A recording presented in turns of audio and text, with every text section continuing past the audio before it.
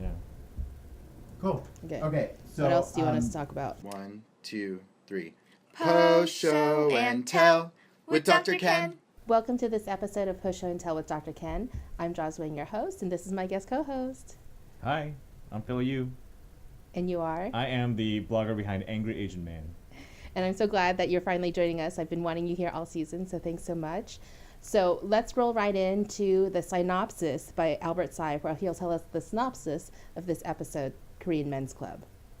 So the episode, Korean Men's Club, is actually one that I really was excited about because Randall Park is guest starring in it. From Fresh Off the Boat.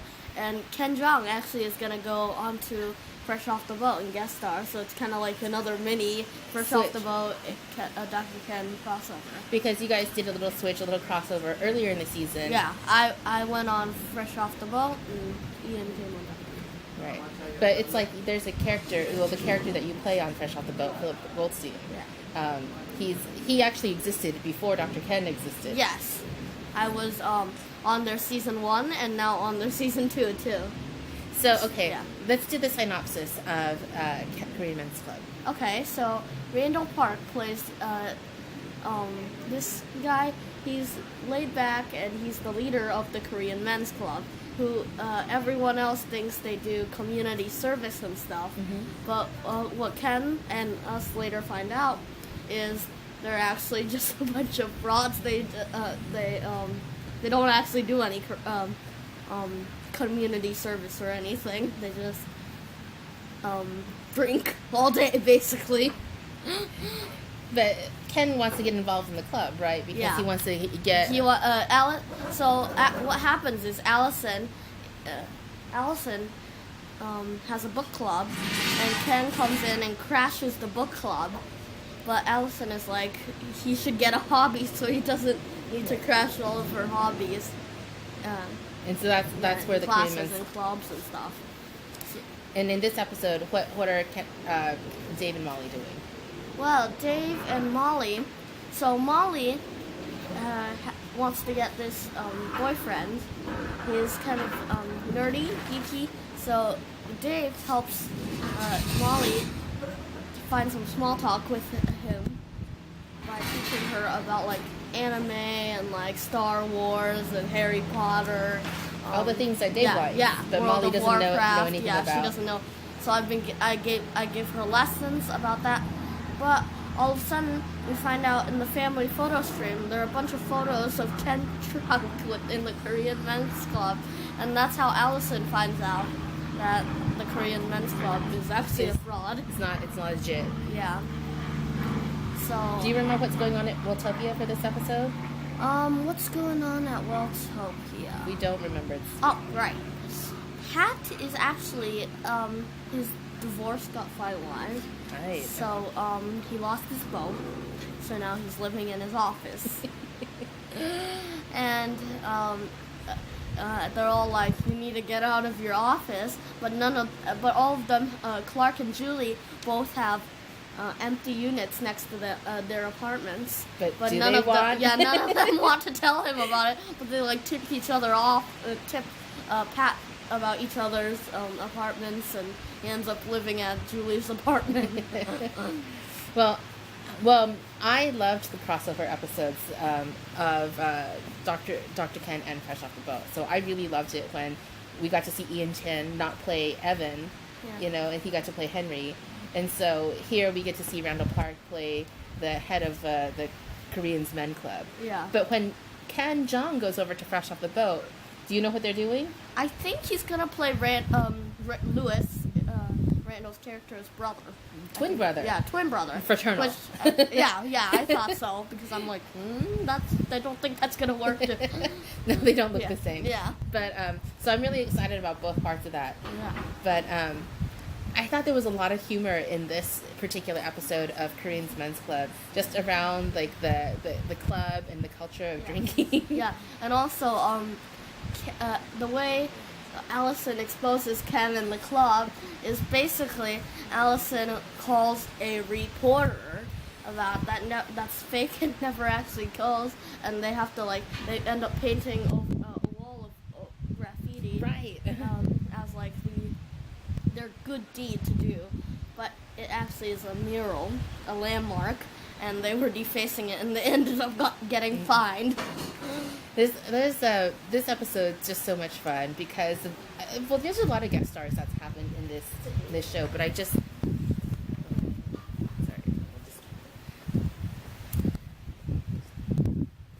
you guys have a lot of different guest stars that come to Dr. Ken. But I personally got really excited when I heard that Randall Park is going to be on Dr. Ken. I think it was just ripe, and I think it was like the day was just going to have to happen for that to.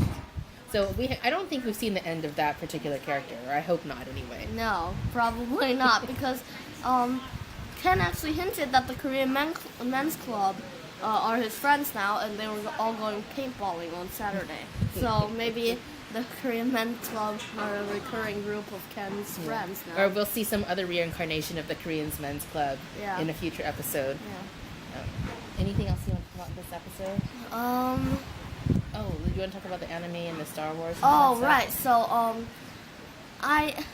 So Dave is teaching Molly about all the kind of like nerdy / geeky stuff, but then after I teach her about that, and she gets a conversation right with Simon about this kind of like games and stuff and anime and whatnot.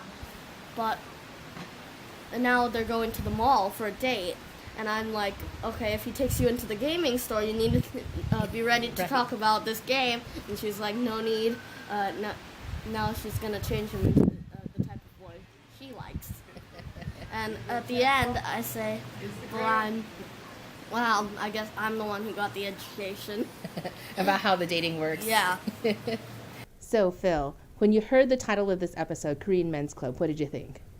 Korean Men's Club, I knew it had to probably involve, like, copious amounts of alcohol.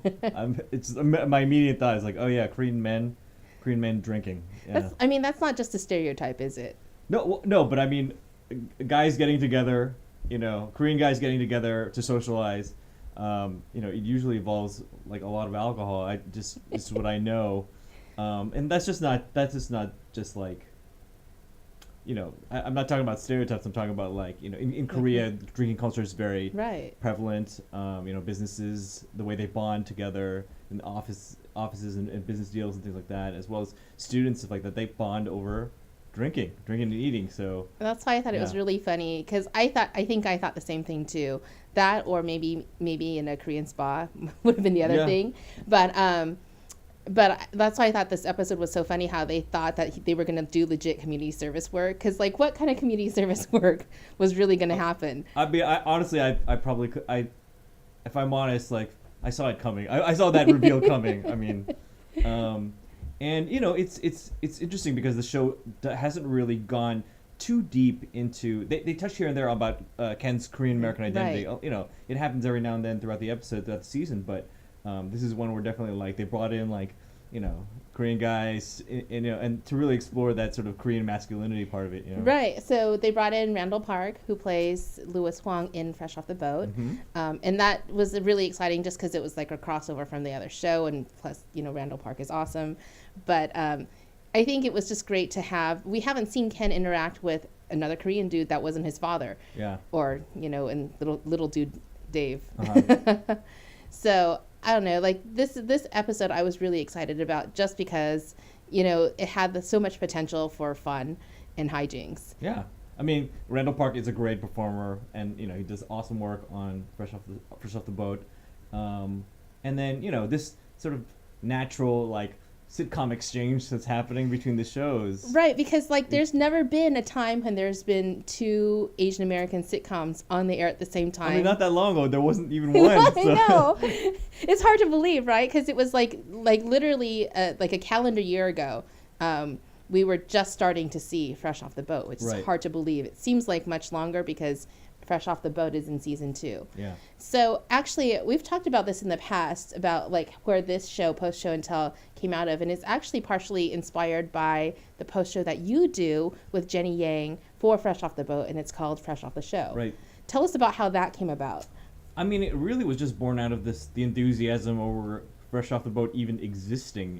It comes along, and we're like, you know, I feel this sense of energy amongst myself and my friends and a lot of people in the in the Asian American community excited about this show that is sort of historic in a lot of ways. And so we kind of wanted to create a space where we could just talk about it and debrief in each episode. And because, you know, at the time, and it still is special, but at the time it was real special to have the show come along. So we were like, let's talk about this. Let's make this a community thing. And so we did the live stream thing. We brought in people like chiming in through the internet, you know, and like And Twitter. you had some really great guests on your show. Yeah.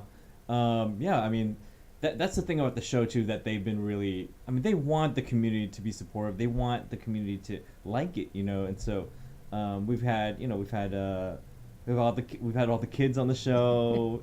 They're great. You've had the producers. We've had the producers. We have Nanachka Khan. We have Melvin Marr. We had some of the writers. It has one of the most diverse writing staffs on television, and we've had a couple roll through. It's just been a really fun time to, you know, to just talk about something that is special to me, you know.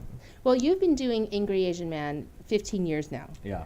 And I mean, we say that, like, it's unprecedented. I mean, that's really true. You've been watching, like, not just the internet space and the culture space and TV space for this whole long time. We know historically it's just not true. But is there anything else that has really captured the community in this way? No, I mean, look, I'll put it this way. When I started the blog in 2001, there were 5, maybe 6 people of Asian American descent, Asian descent on primetime scripted network television. Right. You could count them on one hand, you know. And they weren't the leading characters. They weren't the lead. They're all side characters. I mean, They may not have forget been about a family of you know, an entire show dedicated to a family. There were just 5, you know, scattered across all the network. I mean, like, and they may not have actually been playing Asian people. We're talking NBC, ABC, like UPN was the network back then. You know, it was, you know, it was sparse. You know, and then you look at it now. I mean, it's kind of hard. You can't count them all. It's hard to keep track actually of how many Asians are on TV. And then to have a show like Fresh Off the Boat or Dr. Ken or even like Master of None, and like to have like lead characters with fully fleshed stories over the course of a season, multiple seasons. It's pretty amazing, you know. It's not something I could have anticipated when I first started that blog, so pretty awesome. Well, now that Fresh Off the Boat is basically wrapping up season 2, they got their season 3 order. Dr. Ken is just about to wrap up season 1, and we're hoping that there will be a season 2. Fingers crossed. Looks good. Yeah. Like, what do you hope to see in season 2 with the Dr. Ken show? I mean, it's. I think I'd really like to see more of them explore. Like, what's been really great is to be able to, if you were not a fan of the show when you first watched the show, when you first tuned in, I think you've been able to see the characters grow and change and then like gel together and see Right. different dynamics between different pairings of people within the show, you know. I mean, I'm a huge fan of the Welltopia group. Like, just, they kill it every time. And then I love the family. And then I think I have such a huge crush on Susie Nakamura and how great she is, you know. And so just to see that that dynamic be able to grow more and for people to be rewarded for having watched it over several Right. episodes in the course of the season, you know. I think I feel that way every week when we talk on Post Show and Tell about like what we like about each episode, and we like seeing all the characters develop. And you're right, I really like the different interactions and the different pairings, especially when we saw like the kids go and start interacting with the Welltopia folks more recently. But just throughout the season, each character's become more and more fleshed out and more interesting. They have personalities you can really expect them to, you know, showcase and maybe utilize for like that really great perfect joke at the time, you know. Right. I mean, I love all the stuff with the kids. That's another thing that's really great. I mean, like both like Fresh Off the Boat and Dr. Ken have multiple kids, you know, multiple kid characters that, you know, that's not something I got to see when I was growing up. And so like to see them like carry entire scenes and jokes and like kill it, Right. That's a huge treat, you know. I talked about this earlier in the season of Dr. Ken, and that one of my favorite characters is the Molly character, because we actually don't see young Asian American girls or teenagers being depicted anyone else. So she's personally one of my favorites because we're having an opportunity to see somebody at this kind of precocious age and be really, really, you know, funny but smart and a personality that we haven't seen. We haven't seen a character like Molly before.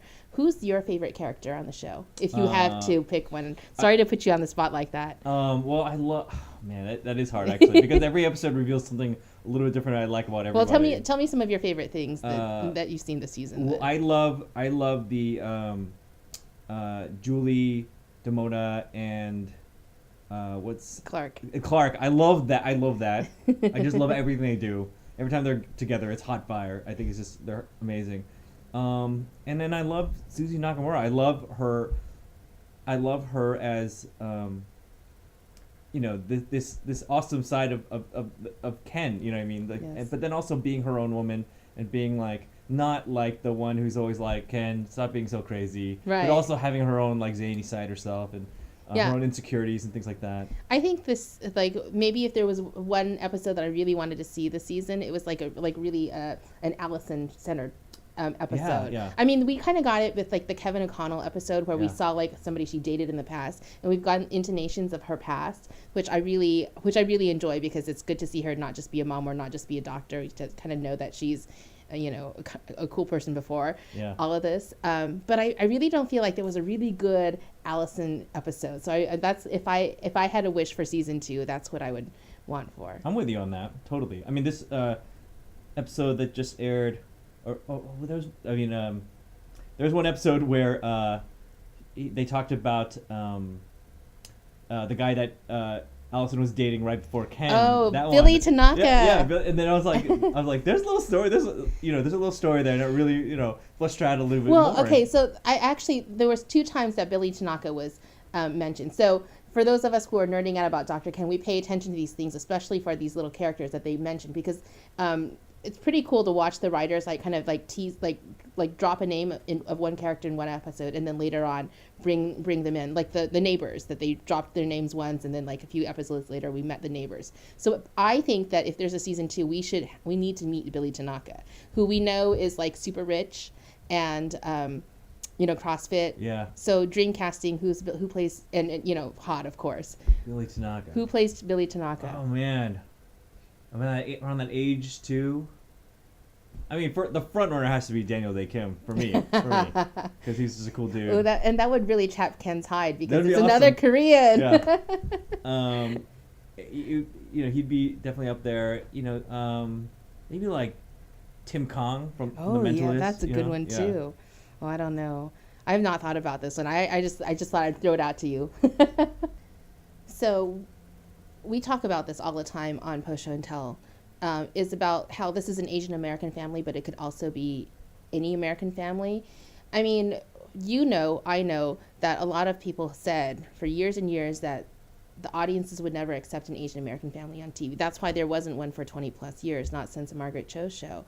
And yet here we are, we see 2 families being depicted, and it's actually not that they are Asian American, but that's not what people are necessarily connecting to, because obviously more than Asian Americans are watching these 2 shows. And there's other shows too that are showing a black family, a gay family, et cetera, that show the universality of, what a lot of families have in common.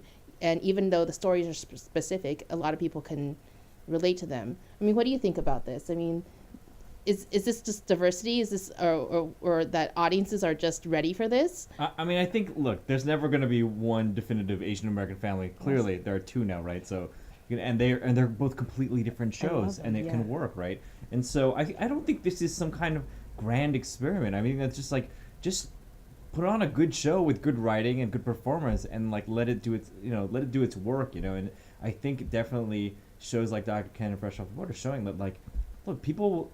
If you just give it a chance, people are willing to see people who are different than them if you give them a good show, I think that the conventional wisdom for a long time was that we can't put anything different because people the world's gonna blow up or something, because their mind's gonna be blown and can't handle white bread families. And it's not Right. true, Well, I mean, I think that the audience is changing because our nation is changing. I mean, we know that from just the way, if you look at the census every 10 years and how the demographics of this nation are changing. But that also means that the audience is changing. And, we don't just watch TV anymore. We don't only have 3 networks to choose from. So I think that the networks have to be put in, to be pushing things a little bit further than what we've always seen from them.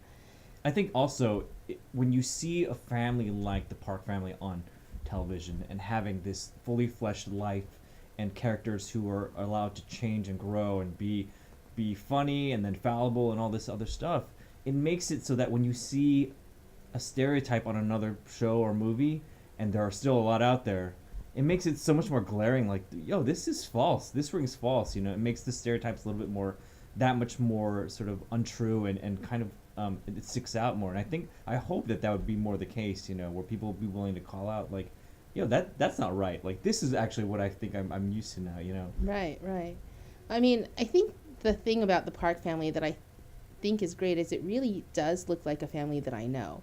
Like, not like an exact family, but when I look at Molly, when I look at Dave, they look like real people kids, the parents that I know, and then Ken and Allison look like a real couple. And they're an Asian American couple. They're a pan-ethnic Asian couple, right? Which is... That's actually groundbreaking, and we've talked about that, too, because on Fresh Off the Boat, obviously, it's a Taiwanese-American family, a Taiwanese-Chinese family. But with Dr. Ken's show and the Parks, it's a Korean American, a Japanese American, and also multi-generational. So they're not just like first generation immigrants. I think Susie's character is like a third or fourth generation. So it's really that's actually pretty groundbreaking, and I think a lot of people don't realize that. They don't realize. People don't realize, and that I think a lot of people aren't going to realize that that's actually pretty common. Right. It's a pretty common thing. I love in this episode all of the stuff going on between Dave and Molly, with Molly trying to learn about nerd and geek culture from Dave because she's trying to like woo this boy that she likes. And in the end, she just tries to turn him into something that he's not anyway. I don't know. There's a lot that we can go into about nerd stuff. I mean, I was kind of a nerd in school. I'll say it's. We talked about it all season. All the confessions of Joz. But I'm curious. Were you a nerd or were you popular in school? What were you? I was neither. I wouldn't characterize myself as a nerd, but I definitely wasn't popular. And I definitely wasn't a jock. So, like, what's it like to not be categorized? I think it's a pretty... Were you just, like, under the radar? It's a little bit under the radar, and it's kind of like a, not super exciting existence either way. You're not sweating one thing or another, but I don't know. I personally, I didn't pid too much stock in high school itself. I was always sort of aiming for something bigger. I'm so proud that you were not a stereotype. I did not have the powers to be. I stank at math, and I wasn't really great at science, so, yeah. Yeah, I don't know. For me, I mean, I talked about this a couple times this season about just what a big nerd I was. And I don't know, like, so that's why whenever I see these, like really nerdy depictions, I mean, usually they were not of girls, but sometimes they are, right? On TV, I just feel like, oh. Like, I, on one hand, would, like, relate to it because it was real, but on the other hand I'd be like really angry because I'd be like, I wish I was something else. You know what I mean? But I think that's every kid. Like, you always kind of wish you were something else, or you kind of wish like the grass is always greener on whatever side, right? I mean, I went to high school where there were a lot of that's another thing about being Asian, and where I grew up, it's like there were the nerdy Asians, there were like the cool Asians, and then but you never got to see that anywhere in Hollywood, right? So it's like, to see a show like this, like you get to see a unique kid like Dave, and then Molly being like a regular popular teenager. And you're like, oh yeah, that kind of runs the gamut, Yeah. So this has been a fun episode to do. First of all, because I love you, Phil. I mean, oh, I love you back. No, but seriously, like, for all these years, we have been like playing in this Asian American space, and I have so much respect for everything that you do at angryasianman.com, which, every day I don't know how it's possible you still are just churning out the content. Just do what I can. I want to thank you for being, supporter for the longest time. But this has been fun, not just because I love you, Phil, but because this has been like our own crossover show. We talked about, different crossovers they've done between Fresh Off the Show and Fresh Off the Boat and Dr. Ken, and now we have Fresh Off the Show and Post Show and Tell. So anyway, I think it's a good time to ask the audience if they had any wishes for season 2 for a ideal crossover between Fresh Off the Boat and Dr. Ken, what it would be. Let us know. Tweet at us at Post Show and Tell. Like us, subscribe to us, do all that fun stuff on social media. Thanks so much for joining us. Thanks for having me. Bye. See you next time.